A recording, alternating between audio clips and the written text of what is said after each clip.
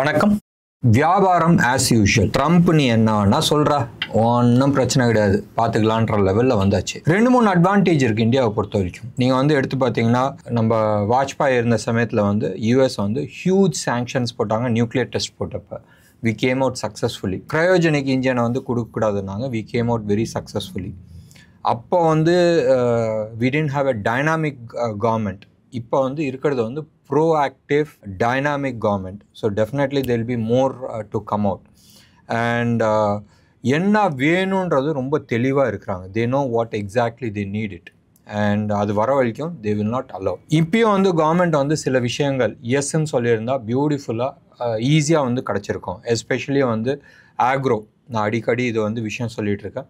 யூஎஸில் வந்து இம்போர்ட் பண்ணுறது, அது வீட் ஆகட்டும், கார்ன் ஆகட்டும், சோயா ஆகட்டும். And India said no. அரசியல் அகெயின் வந்து 2 விதத்தில் எடுத்துக்கலாம். ஒன்று வந்து இந்தியாவில் வந்து ஆல்மோஸ்ட் 60% வந்து இந்தியன் ஃபார்மர்ஸ் இருக்கிறாங்க. ஸோ ஓட் பேங்க்ன்றது ஒன்று இருக்குது. ரெண்டாவது வந்து பொருளாதாரத்தில் நீங்கள் எடுத்து பார்த்தீங்கன்னா, யூஎஸோட வீட்ஸ் எல்லாம் வந்தால் இங்கே இருக்கிற விவசாயிங்க எல்லாம் காலியாச்சுன்னா பெரிய கஷ்டம். இன்னொன்று விதத்தில் நம்ம எடுத்துக்கிட்டோம்னு சொன்னால், எல்லாமே வந்து ஜெனட்டிக்லி மாடிஃபைட் வரும்போதும் உடம்புல வந்து என்ன பாதிப்பு வரும்ன்றது ஒரு 100 வருஷம் கழிச்சு சொல்லுவாங்க. ஒரு எக்ஸாம்பிளுக்கு நம்ம எடுத்துக்கிட்டோம்னா, ஒரு ஆல்மோஸ்ட் லாஸ்ட் ஒரு 50 வருஷமாகவே வந்து எல்லாருமே சொல்லிட்டு இருந்தாங்க நெய் சாப்பிட்டா கொழுப்பு. இப்போ ரீசெண்டாக லாஸ்ட் ஒரு 10-15 வருஷமாக நீங்கள் எடுத்துக்கிட்டீங்கன்னா, எஸ்பெஷலி லாஸ்ட் 5 இயர்ஸாக நீங்கள் எடுத்துக்கிட்டீங்கன்னு சொன்னால், A2 மில்க்கு, இந்த நாட்டு மாட்டு நெய் சாப்பிடும் போது இட் இஸ் வெரி ஹெல்தி, ஞானம் பிறக்குதுன்றாங்க. Where is a shift.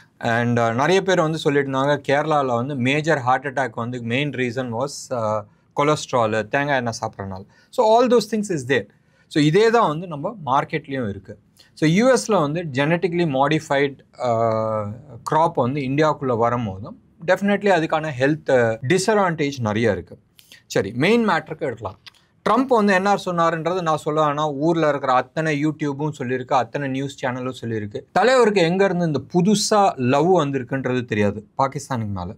Maybe பிஸ்னஸாக இருக்கலாம், அவங்க வந்து கிரிப்டோ கரன்சி சைடில் வராங்க. இன்னொன்று கிரிப்டோ கரன்சி ஃபார் ட்ரம்ப்புக்கோசரம் சப்போர்ட் பண்ணுறாங்க. இன்னொன்று வந்து தே வாண்டட் வெஸ்டர்ன் வேர்ல்டு பூராவே நீங்கள் எடுத்துக்கிட்டீங்கன்னா, they are not happy with the success which we have achieved. உலகத்தில் இருக்கிற நிறைய நாடுகள் வெப்பன்ஸில் வந்து அதான் மெயின் பிஸ்னஸ். எல்லாருக்குமே வந்து தெரியும், ட்ரக்ஸு, போனோகிராஃபி, வெப்பன்ஸ், ரைட்? இதுதான் வந்து order with respect to earnings மணி.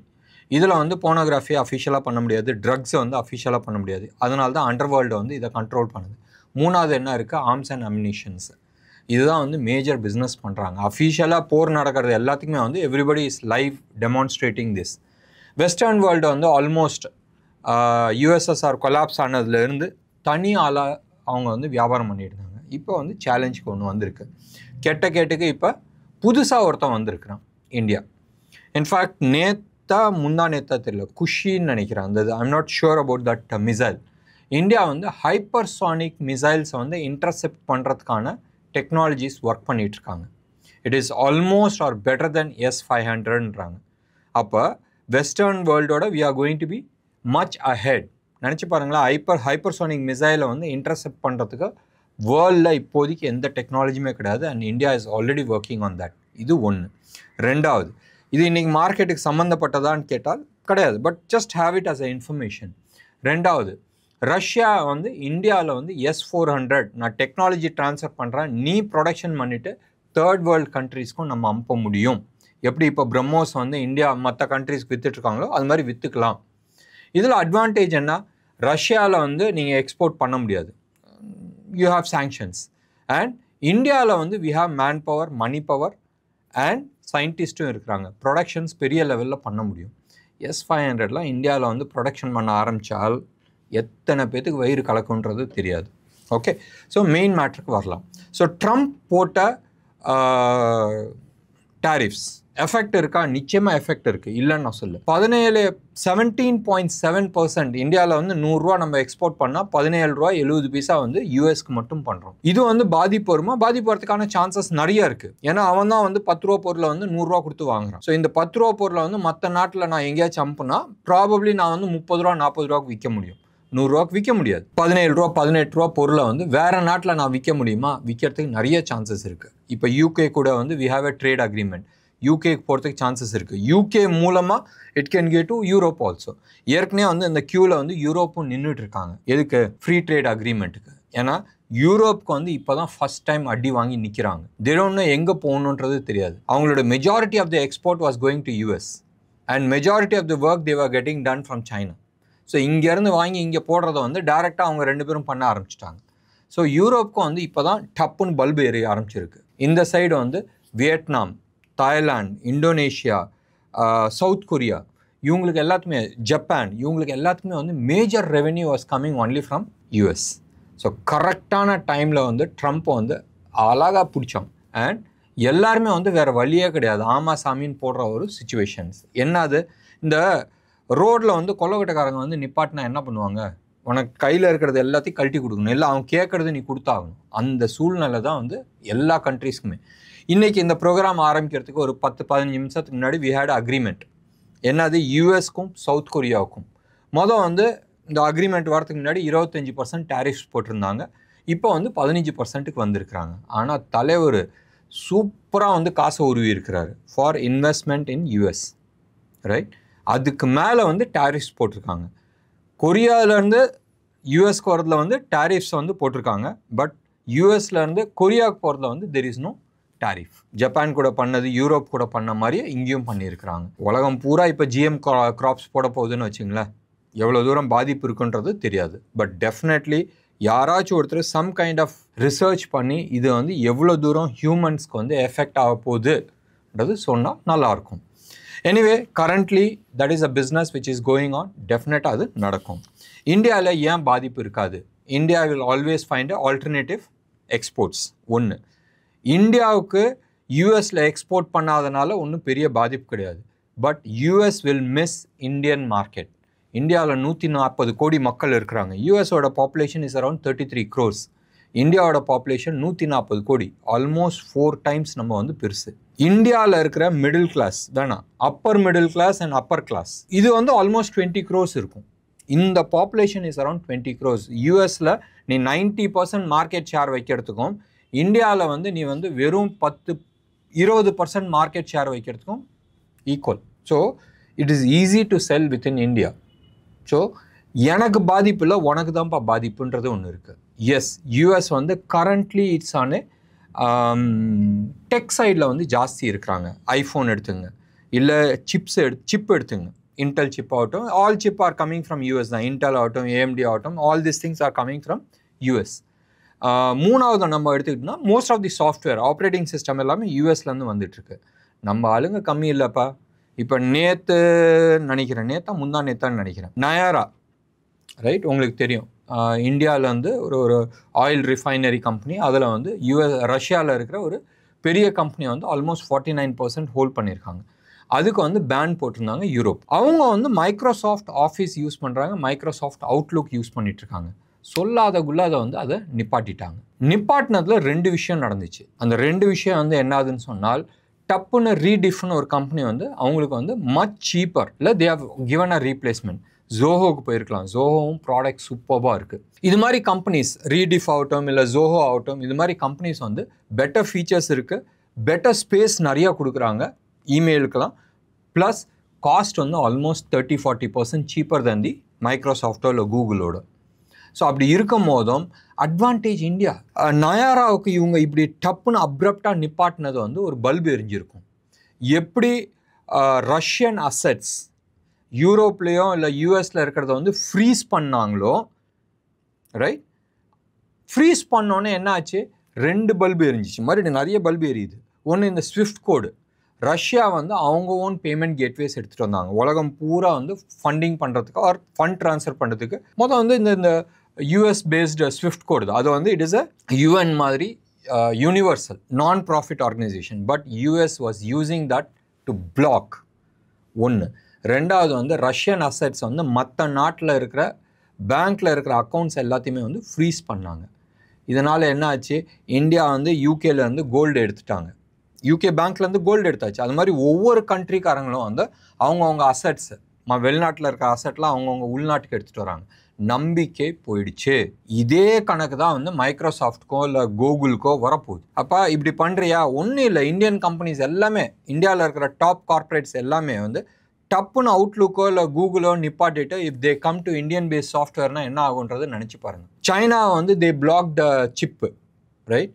சிப்பை பண்ணோன்னே they have come out with their own chip. என்விடியாவுக்கு ஈக்குவலண்ட்டாக வந்து ஹுவாய் பண்ணிட்டு இருக்காங்க. Definitely that is going to be a revolutionary. அவன் வந்து என்விடியா ஓனர் வந்து சொல்கிறாப்புல, that chip is beautifully working at 1/10 the cost. இவன் 100 ரூபானா அவன் 10 ரூபாவில் விற்கிறான். இது மாதிரி இந்தியாவிலையும் வரத்துக்கு நிறைய சான்சஸ் இருக்குது. பண்ணுப்பா, ஈஸியாக பண்ணுப்பா. நாங்களும் வளர்ந்துட்டு போகிறோம். எங்களுக்கு டெக்னாலஜி வந்து சீப்பாக கிடைக்கிறதுக்கு அட்வான்டேஜ் இருக்குது. It is disadvantage US. நேற்று ட்ரம்ப் வந்து ஒரு நக்கலாக வந்து ஒரு பேச்சு பேசினார். நீயும் செத்து போனவன், உன் எக்கானமியும் செத்து போனது, ரஷ்யாவோட எக்கானமியும் செத்து போனது. நான் இந்தியா கூட வந்து ரொம்ப சின்ன பிஸ்னஸ் பண்ணுறேன் அண்ட் ரஷ்யா கூட நான் வியாபாரமே பண்ணல வார்த்தை யூஸ் பண்ணார். India is the 4th largest economy. You cannot afford to lose 1, 2, right? இன்னைக்கு அவங்க வந்து பேசிக்காக வந்து பார்க்குறது வந்து இந்த பிரிக்ஸு இவங்கெல்லாம் வந்து அவங்களோட டாலரோட மதிப்பு போயிடுன்றது பார்த்துட்ருக்காங்க. பட் இன்னைக்கு இந்தியாவும் ரஷ்யாவும் வந்து அக்ரிமெண்ட் போட்டிருக்காங்க to integrate Russian payment gateway and நம்ம யூபிஐ பேமெண்ட் கேட்வே. ஸோ இந்தியாவில் இருக்கிற UPI payment gateway will work in Russia. So Russian bank அக்கௌண்ட்டை வச்சுட்டு யூபிஐ டிரான்சாக்ஷன்ஸ் பண்ண முடியும். அதே மாதிரி இந்தியாவிலேருந்து ரஷ்யாவில் போயிட்டு still will be able to do UPI transactions. இந்த அக்ரிமெண்ட் வந்திருக்கு. யூபிஐன்னு சொன்னோன்னா தான் ஒரு டக்குன்னு ஒரு யோசனை வருது. நாளையிலேருந்து ஆகஸ்ட் 1ஆம் தேதியிலேருந்து யூபிஐயோட டிரான்சாக்ஷன் இருக்குது. இன்றைக்கி வந்து 85% வச்சிங்களேன். எனக்கு தெரிஞ்சு அதோட ஜாஸ்தி இருக்கணும். 85%. Official data is 84% of all digital transaction in India. டிஜிட்டலாக பண்ணுற டிரான்சாக்ஷனில் 84% வந்து யூபிஐ. யூபிஐலேருந்து 1ஆம் தேதி நாளையிலேருந்து புது ரூல்ஸ் வந்திருக்கு. இந்த புது ரூல் வந்து என்னதுன்னா, ஒரு நாளைக்கு நீங்கள் வந்து அடிக்கடி போய் செக் பண்ணுவீங்க தெரியுமா, பேலன்ஸ் செக்கிங்கு. அந்த பேலன்ஸ் செக்கிங் ஒரு நாளைக்கு வந்து 50 தடவை தான் பண்ண முடியும். ஸோ மெஜாரிட்டி ஆஃப் தி என்ன சொல்கிறது யூசருக்கு வந்து அது பிரச்சனை கிடையாது. கடைக்காரங்களுக்குலாம் அது வந்து பிரச்சனையாக இருக்கும். ரெண்டாவது வந்து ஒரு நாளைக்கு வந்து எந்த பேங்க் அக்கௌண்ட்டோட நீங்கள் லிங்க் ஆகிருக்கு, அடிக்கடி நம்ம போய் பார்ப்போம் தெரியுமா, இந்த பேமெண்ட் வரலன்னு சொன்னோன்னா எந்த பேங்க்கோட லிங்க் ஆகிருக்குன்னு பார்த்துட்டு நம்ம மாற்றுவோம். அது வந்து 25 times per day தான் வந்து நீங்கள் பண்ண முடியும். ரெண்டாவது வந்து இந்த பீக் ஹவர்ஸில் இந்த நீங்கள் வந்து ஆட்டோ பே பண்ணியிருப்பீங்க, இஎம்ஐ ஏதாச்சும் ஒன்று பே பண்ணியிருப்பீங்க, இல்லாட்டினா எஸ்ஐபிக்கு வந்து பேமெண்ட்ஸ் பண்ணியிருப்பீங்க. இது மாதிரி பேமெண்ட்ஸ் எல்லாமே நீங்கள் வந்து எடுத்துக்கிட்டீங்கன்னு சொன்னால் ஆஃப்லைன், இது ஏற்கனவே செட் பண்ணியிருப்பீங்க. அந்த ஆஃப்லைன் டிரான்சாக்ஷன் பிஃபோர் 10 o'clock 10 மணிக்குள்ளே நடக்கணும், இல்லை 1 மணிலேருந்து 5 மணிக்குள்ளே நடக்கணும், இல்லை சாயந்தரம் ராத்திரி 9:30 மணிக்கு அப்புறமா நடக்கணும். ஏன்னா அந்த பீக் ஹவர் டைமில் வந்து டிரான்சாக்ஷன்ஸ் பண்ணாதீங்க, ரெகுலர் பிஸ்னஸ் போகட்டும். ஏன்னா லாஸ்ட் ஒரு 3 மாதத்துக்குள்ளே வந்து 6-7 தடவை வந்து கிராஷ் ஆகிருக்கு இந்த சிஸ்டம். ஒரு 2 மணி நேரம் 3 உங்களுக்கே தெரியும், போயிட்டு கடையில் நம்ம பே பண்ணியிருக்க முடியாது. ஸோ இது மாதிரி ஒரு சிச்சுவேஷனுக்கோசம் தான் வந்து கவர்மெண்ட் வந்து இது பண்ணியிருக்கு. இது மாதிரி இந்த ஆட்டோ பேமெண்ட்ஸ் எல்லாத்தையுமே வந்து எடுத்துகிட்டு வந்திருக்கிறாங்க. இதுக்கு அடுத்தது வந்து என்ன ஆகுதுன்னா, ஒரு பேமெண்ட் போகல, இப்போ நான் வந்து ஒரு இஎம்ஐ கட்டியிருக்கிறேன், இல்லை எஸ்ஐபி போட்டிருக்கேன், அந்த பேமெண்ட்ஸ் போகலட்னா அந்த கம்பெனிக்காரன் வந்து 4 தடவை தான் அட்டெம்ப்ட் பண்ண முடியும், 5ஆவது தடவை நீ தான் அனுப்ப முடியும். நல்ல சிஸ்டம் ஒன்று. இது இல்லாத நீங்கள் வந்து ஸ்டேட்டஸ் செக் பண்ணுவீங்க தெரியுமா, இந்த பேமெண்ட் போயிடுச்சா இல்லையான்றது. இப்போ ஒருத்தருக்கு நான் பேமெண்ட் அனுப்புகிறேன், அந்த பேமெண்ட் போயிருக்காது, நம்ம வந்து ஆல்மோஸ்ட் ஒரு 5 செகண்ட் 10 செகண்ட் ஒருத்தர் போயிடுச்சானுவோம்ல, இன்னம்லாம் அது மாதிரி நீங்கள் 3 தடவை தான் பண்ண முடியும் ஸ்டேட்டஸ் டு செக் போயிடுச்சான்றது. அண்ட் ஃபர்ஸ்ட் ஸ்டேட்டஸ் செக்கிங்க்கும் செகண்ட் ஸ்டேட்டஸ் செக்கிங்க்கும் வந்து 90 seconds டிஃப்ரென்ஸ் கொடுக்கணும், 1.5 நிமிஷம். 5வது வந்து இந்த ஸ்டேட்டஸில் இன்னொன்று இருக்குது. நம்ம வந்து பேமெண்ட் அனுப்புகிறோம், நான் வந்து ஏபிசின்னு ஒருத்தருக்கு பேமெண்ட் அனுப்புகிறேன்னு சொன்னால் அது ஏபிசியான்றது தெரியாது. ஏன்னா டிஸ்பிளேயில் ஒரு நேம் இருக்கும். இப்போ என் இதில் வந்து டிஸ்பிளேயில் ஒரு நேம் இருக்குது, என் பேங்க் அக்கௌண்ட் நேம் வந்து உத்தம்குமார்னு இருக்குது, டிஸ்பிளேயில் வந்து வேறு நேம் இருக்குது. இப்போ மேண்டட்ரியாக வந்து என் பேங்க் அக்கௌண்ட்டில் என்ன நேம் இருக்கோ அந்த பேங்க் அக்கௌண்ட் நேமை வந்து டிஸ்பிளே பண்ண சொல்கிறாங்க. ஸோ நான் வந்து கூகுளில் என்ன ஜிபேவோ இல்லை ஃபோன்பேவோ இல்லை என்ன யூபிஐயில் என்ன பேமெண்ட் பேர் வச்சுருக்கன்றது முக்கியம் கிடையாது, என் பேங்க் அக்கௌண்ட்டில் என்ன டிஸ்பிளே ஆகுது அதை காட்டுன்றாங்க. நல்ல விஷயம். ஏன்னு சொன்னால் நீங்கள் அனுப்புறதுக்கு முன்னாடி வந்து உங்களுக்கு தெரியும் இதில் வந்து ஃப்ராடு நடக்காது. ரெண்டாவது வந்து ஃபோர்ஜரி நடக்கிறது வந்து கொஞ்சம் கஷ்டம். லாஸ்ட்டாக வந்து இந்த ரிவர்சல் பண்ணுறோம் தெரியுமா? நான் வந்து தெரியாத ஏபிசி கம்பியாச்சு, எனக்கு அது ரிவர்சல் பண்ணணுன்னு. அது ரிவர்சல் பண்ணுறதுக்கு வழி இருக்குது. நான் ரிசிபியன்னா நான் வேற ஒருத்தருக்கு திரும்பி கொடுக்கறது வந்து இட் இஸ் ஈஸி.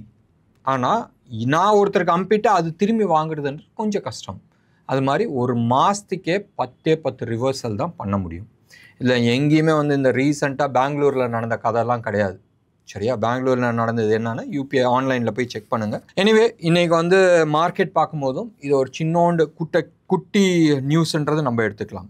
மார்க்கெட்டை பொறுத்த வரைக்கும் இன்றைக்கி டாப்பிங் டெயில் கொடுத்துருக்கு. ஆரம்பித்தது ஒன்று, மேலே போயிட்டு மறுபடியும் கீழே வந்துருச்சு. ஸோ கீழே மார்னிங் நீங்கள் வந்து எடுத்து பார்த்தீங்கன்னா ஹியூஜ் மார்க்கெட்டில் வந்து ஒரு நெகட்டிவ் தாட்டோடு தான் வந்தாங்க. மார்க்கெட் செம்ம பிளட் பாத் ஆக போகுது, இது மாதிரி நிலைமையில தான் உள்ளே வந்தாங்க.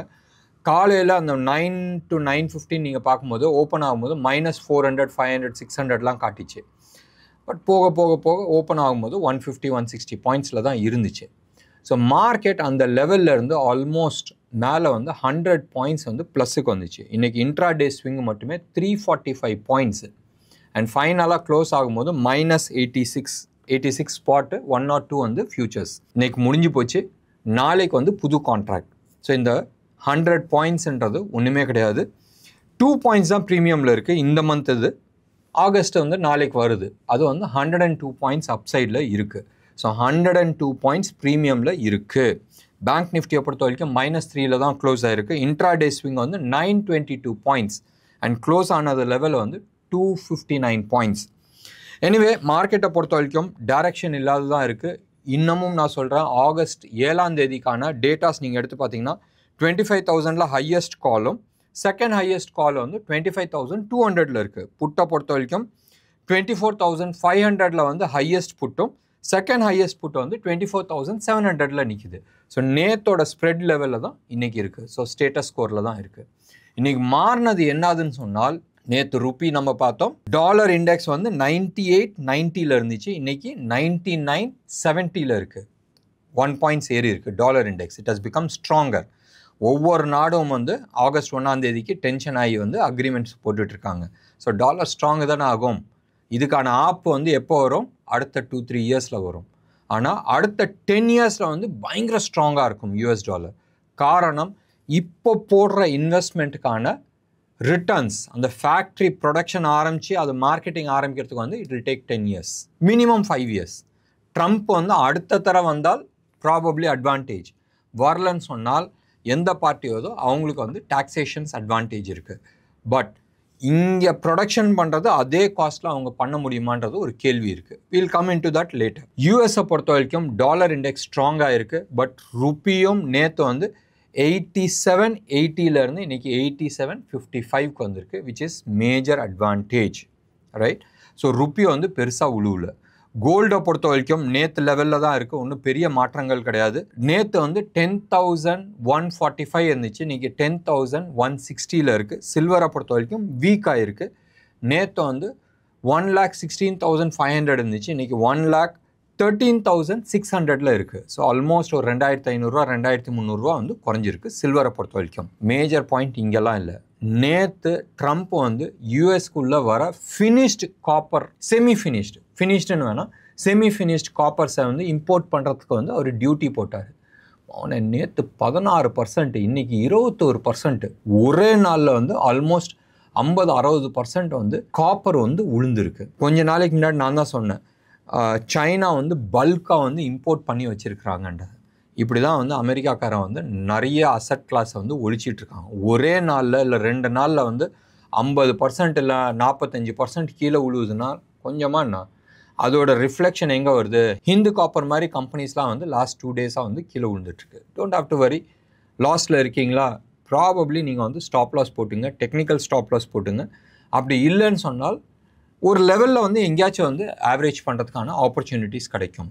இஃப் யூ கேன் ஹோல்டுனா, மறுபடியும் நான் சொல்கிறேன், இஃப் யூ கேன் ஹோல்டுனால் டெஃபினட்டாக வந்து ஆப்பர்ச்சுனிட்டிஸ் கிடைக்கிறதுக்கான வாய்ப்புகள் இருக்குது. இந்தியா விக்ஸ் வந்து இன்றைக்கி வந்து ஒன்றும் பெருசாக ஒன்றும் மாற்றம் கிடையாது, வெறும் 3% தான் அப்பா இருக்குது. இன்னமும் பிலோ 12 தான் இருக்குது, 11.54ல் தான் நிற்கிது. இன்டர்நேஷ்னல் மார்க்கெட்டில் யூஎஸ் மார்க்கெட் நேற்று ஃப்ளாட்டிஷாக இருந்துச்சு, இன்றைக்கி யூஎஸ் மார்க்கெட் கொஞ்சம் பாசிட்டிவாக இருக்குது. இதுக்கு நடுப்புற இன்னொன்று விஷயத்தை மறந்துட்டோம். ட்ரம்ப்பும் வந்து யூஎஸ் ஃபெட் சேர்மனும் நேற்று அடிச்சிட்டாங்களே கொஞ்ச நாளைக்கு முன்னாடி இன்ட்ரெஸ்ட் ரேட் குறைச்சே ஆகணும்னு. அந்த நம்பிக்கையில் வந்து வெயிட் பண்ணிகிட்டு இருந்தாங்க. பாண்ட் மார்க்கெட் அதுக்கு ரிஃப்ளெக்ஷன்ஸ் கொடுத்துருக்கு. 4.9697 அந்த ஜோனில் இருந்தது வந்து 4.85 வந்திருக்கு. பாண்ட் 30 இயர் யூஎஸ் பாண்டு அது குறைஞ்சிருக்கு. பட் நேற்று வந்து ஃபெட் சேர்மேன் வந்து இன்ட்ரெஸ்ட் ரேட் குறைக்கல, அப்படியே தான் வச்சுருக்கிறாரு. இந்த ஒரு நியூஸை தவிர இன்றைக்கி US futures mainly because of Meta and மைக்ரோசாஃப்டோட ஏர்னிங்ஸ் நல்லா இருக்கிறனால அந்த 2 ஸ்டாக் வந்து நல்லா இருக்குது. யூஎஸ் ஃபியூச்சர்ஸ் வந்து ஃப்ளாட் பாசிட்டிவ் சைடில் இருக்குது. இன்றைக்கி எஃப்ஐஐ டேட்டாஸ் வரல. இது அந்த ப்ரோக்ராம் ஆல்மோஸ்ட் 6:45 பண்ணுறோம். எஃப்ஐஐ டேட்டாஸ் வரல. நாளைக்கு பார்த்துக்கலாமே. நாளைக்கு வந்து ஃப்ரெஷ் கான்ட்ராக்டு நிறைய வாலட்டாலிட்டி இருக்கிறதுக்கான பாசிபிலிட்டிஸ் இருக்குது. ஏன்னு சொன்னால் யூஎஸ் வந்து மோதுற நிலைமையில் வருது. And half late they are insulting India too much. பாகிஸ்தானுக்கு நிறைய தூக்கி வச்சு பேசிகிட்டு இருக்காங்க. என்னைக்காச்சும் வந்து பாகிஸ்தானுக்கு உளுந்தது வந்து யூஎஸ்க்கும் உழுவுறதுக்கு சான்சஸ் இருக்குது. என்ன நேயர்களே, இன்றைக்கி ப்ரோக்ராம் உங்களுக்கு பிடிச்சிருந்துச்சுன்னா லைக் பண்ணுங்கள், ஷேர் பண்ணுங்கள். டெஃபினட்டாக உங்களோட கமெண்ட்டை நான் எதிர்பார்க்குறேன். நன்றி, வணக்கம்.